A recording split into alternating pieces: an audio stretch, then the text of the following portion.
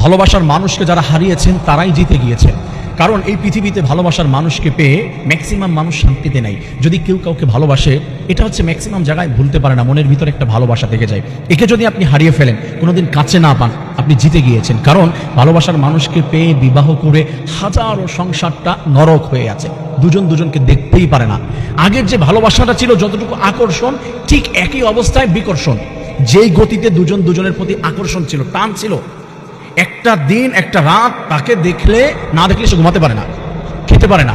আজ এমন পরিস্থিতি যে একটা দিন যদি ওকে দেখে, প্রতিটা দিন তার জাহান্নাম মনে হয়, নরক মনে হয়। হাজার হাজার জায়গা এমন রয়েছে। প্রিয় ভাই বন্ধু, তুমি যদি কাউকে হারিয়ে ফেলো, মন খারাপ করো, তুমি জিতে গিয়েছো, 100% তুমি জিতে গিয়েছো, তুমি হারো নাই।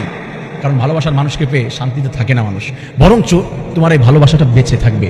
তোমার হাজার হাজার বছর, তোমার যুগকে যুগ তাকে মনের ভিতরে থাকবে, ওই যে সেই ভালোবাসাটা। আর একটা হাহাকার থাকবে, একটা টান থাকবে ভিতরে, যে ওকে পেলে কতই না ভালো হতো, কতই না সুন্দর ছিল। এই জায়গাটা রেখে দাও না। ভালোবাসার মানুষটাকে হারানোর ভিতরেই ভালো লাগা বেশি।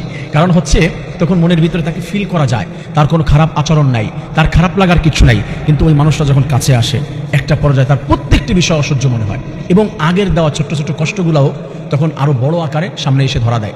আর যদি সে মানুষটাকে পাওয়া না হয়, তাহলে তার দেওয়া খারাপ যে ব্যবহারগুলিও, এগুলো মনে হয় যে তার হচ্ছে ভালো লাগবে, ওইগুলো তার কাছে মধুর মনে হয়।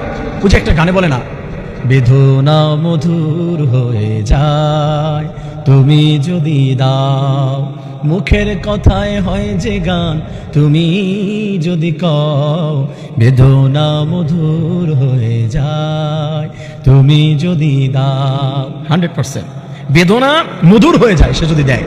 কিন্তু কোনো ওয়াইফের ব্যাপারে ভালোবেসে বিবাহ করার পরে, এই 6 মাস না, 1-2 বছর 5 বছর পার হওয়ার পরে কোনোদিন এখন আর বলে না এখন তোমার বেদনা মধুর হয়ে যায় তুমি যদি দাও। সেটা আরো বলে যে ভালোবাসা আমার কাছে নরক হয়ে যায় তুমি যদি দাও। বিষয়টি সম্পূর্ণ ডিফারেন্স হয়ে যায়, সম্পূর্ণ নেগেটিভ পজিটিভ ঘুরে যায়। আমার প্রিয় ভাই বন্ধুরা, এই জন্য বলছি, ভালোবাসার মানুষকে তুমি হারিয়েছো, তুমি জিতে গিয়েছো।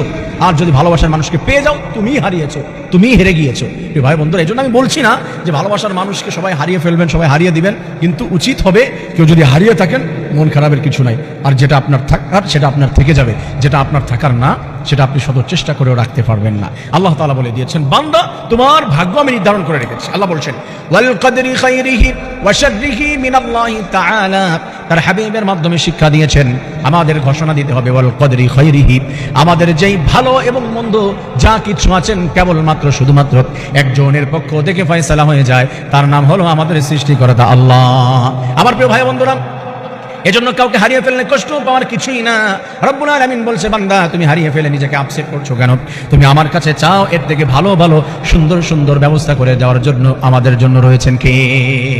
আল্লাহ রব্বুল আলামিন। আমাদের প্রত্যেককে অন্তরের কষ্টগুলো দূর করে দিয়ে রব্বুল আলামিন আমাদের তার ভালোবাসা দিয়ে আমাদের অন্তরটা ফুরফুরে বানিয়ে দিন, আমিন।